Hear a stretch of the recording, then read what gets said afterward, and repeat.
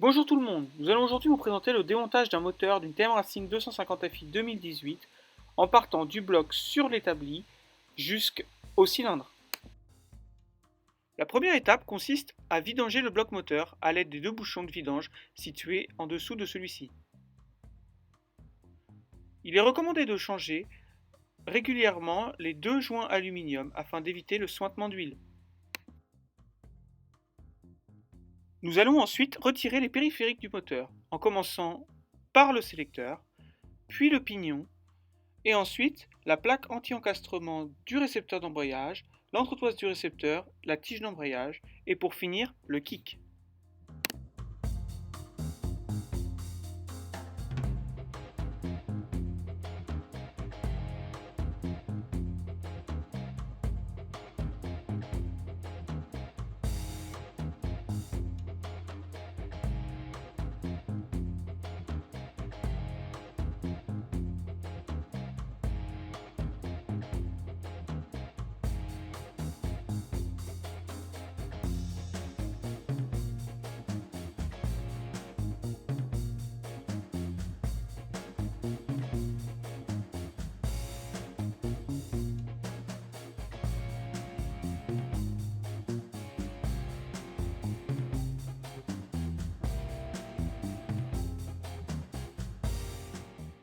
Puis nous enlevons le couvercle de filtre à huile et à la suite le demi-carter d'embrayage. En retirant les vis, faites bien attention, les vis ne sont pas toutes de la même longueur. Nous en profiterons pour repérer les vis potentiellement oxydées afin de les changer.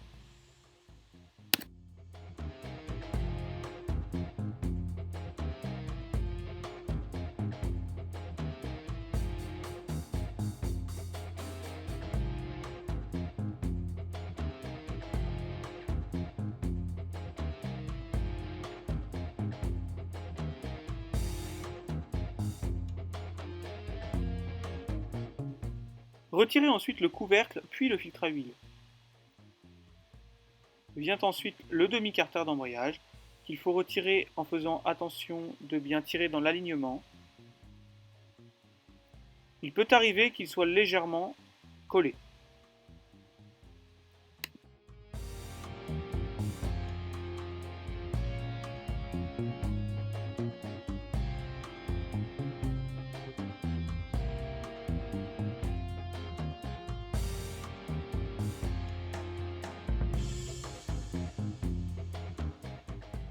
Vous pouvez par la suite nettoyer le plan de joint à l'aide par exemple d'un cutter.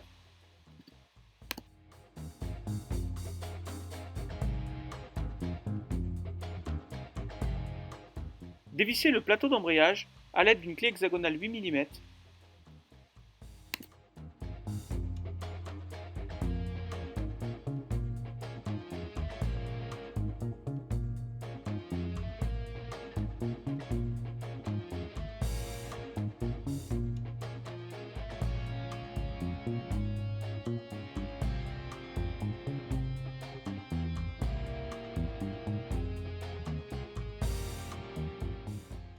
Une fois que vous aurez enlevé votre plateau d'embrayage ainsi que l'intégralité des disques, il vous suffira d'enlever la butée d'embrayage et d'écarter la rondelle frein qui bloque l'écrou d'embrayage. A l'aide de l'outil TM Racing qui bloque la noix et d'une clé à choc, vous pouvez desserrer l'écrou d'embrayage afin de pouvoir enlever la noix.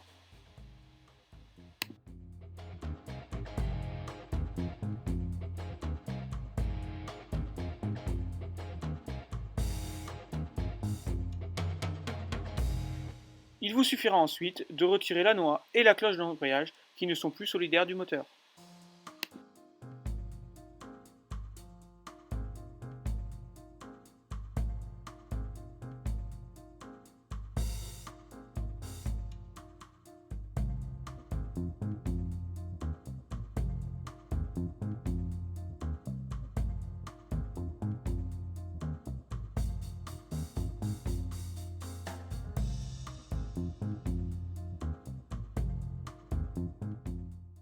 Toujours à l'aide de notre clé à choc, nous retirons le pignon primaire en bout de vilebrequin.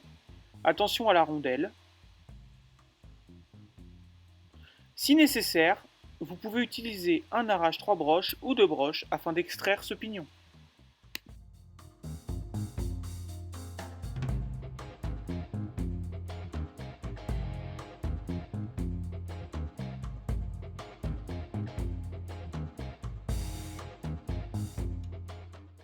N'oubliez pas de retirer la clavette afin de ne pas la perdre dans le moteur.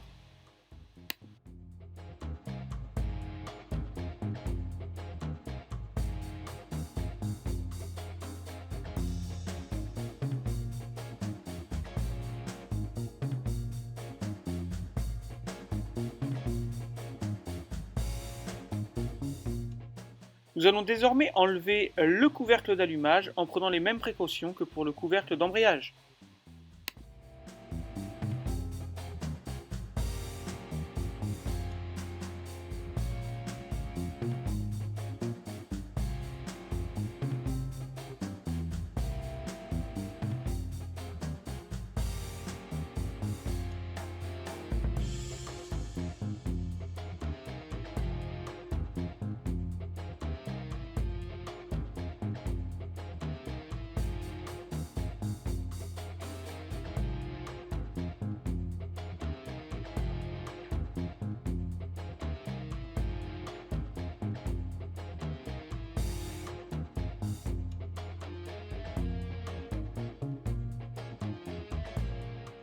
On enlève les pignons de démarreur en faisant bien attention aux cages à aiguilles.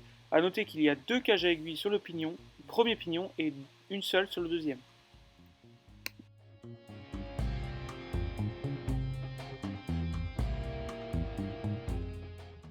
Nous allons désormais nous occuper du pick-up d'allumage. A noter que sur la 250 Fi, le positionnement est fixe. Il n'y a donc pas besoin de noter son emplacement avant le démontage, ce qui n'est pas le cas sur la 450 Fi.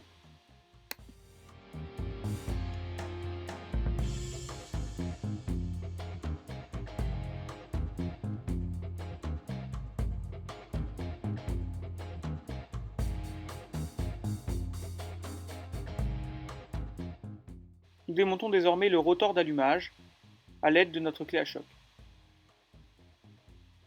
Toujours bien faire attention à la rondelle qui se situe juste derrière.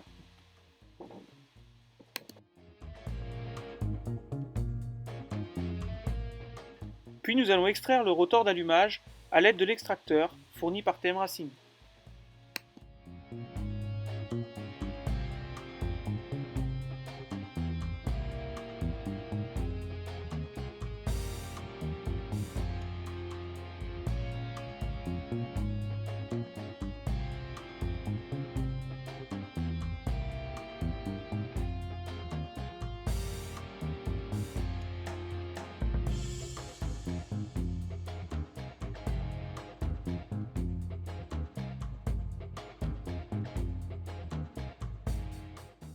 Afin d'extraire le démarreur, nous allons commencer par dévisser les 2 vis BTR qui maintiennent le démarreur sur le bloc moteur.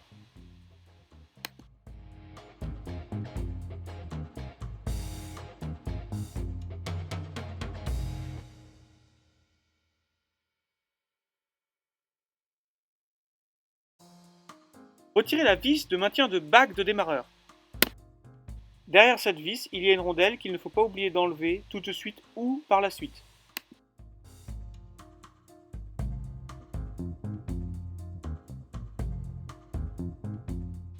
A l'aide d'une vis du couvercle d'allumage, vous pourrez tirer la bague de démarreur jusqu'au maximum, ce qui vous permettra d'extraire le démarreur plus simplement.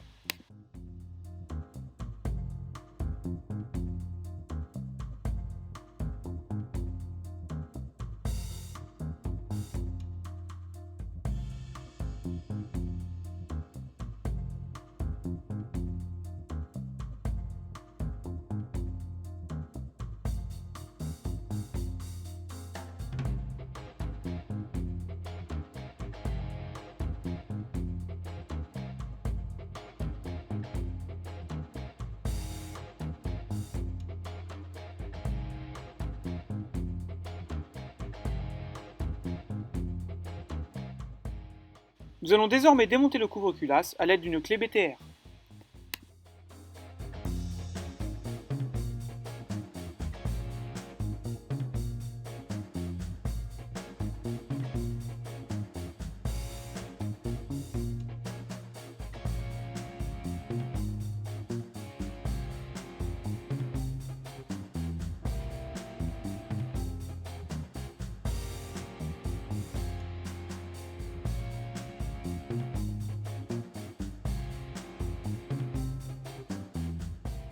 La bougie s'extrait simplement grâce à la clé à bougie fournie par Thème Racing.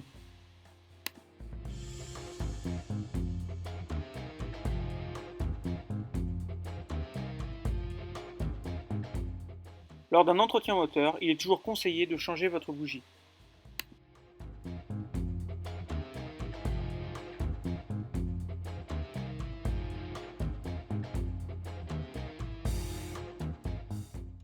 Avant de décaler votre distribution, vous pouvez vérifier le calage de celle-ci.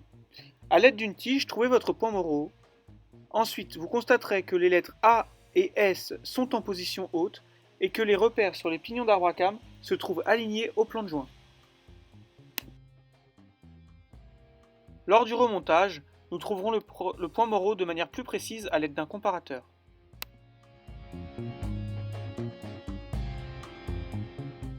Continuez en dévissant le tendeur de chaîne.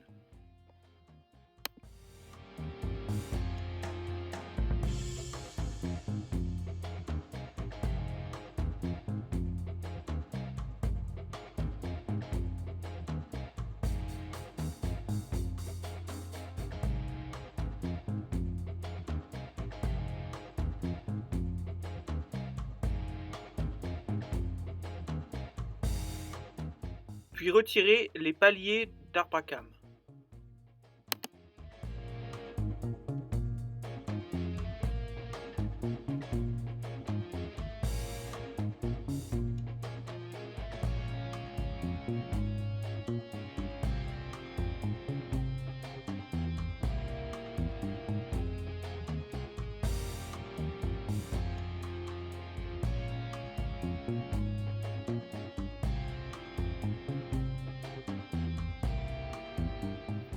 Vous pouvez désormais enlever la chaîne, opération rendue possible par le fait que la chaîne est détendue. Une fois votre arbre à cames sorti, n'oubliez pas qu'il y a un demi-anneau qu'il faudra retirer.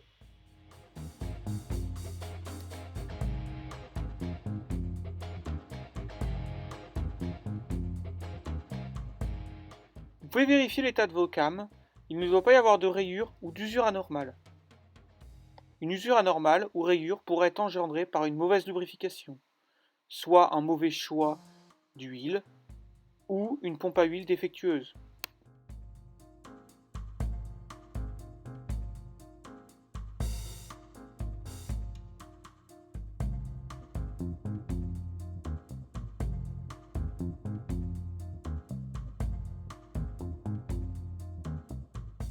Après avoir retiré le joint, vous pouvez lever les linguets afin de récupérer les pastilles de réglage de soupape.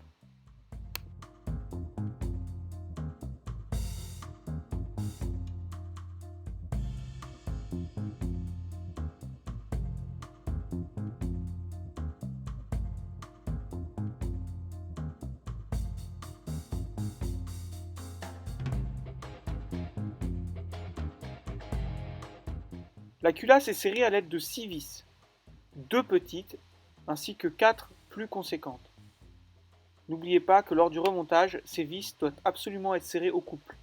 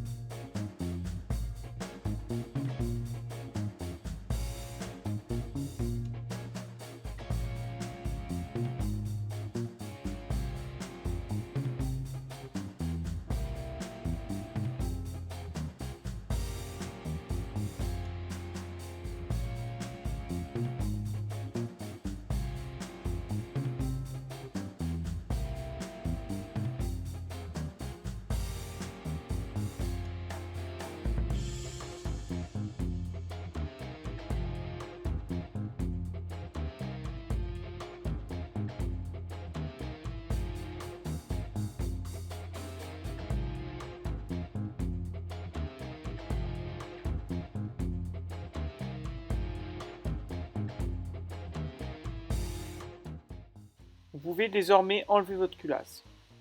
Lors de votre entretien, n'oubliez pas de changer le joint de culasse, il est important de le changer à chaque démontage.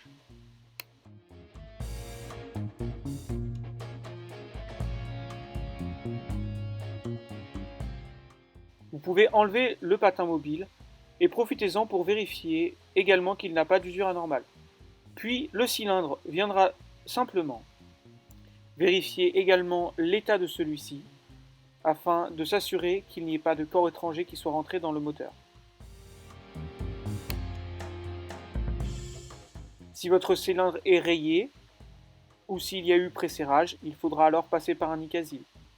Vous pouvez désormais vérifier l'état de votre piston, mais surtout la cote de celui-ci afin de pouvoir recommander le piston adéquat pour votre moto.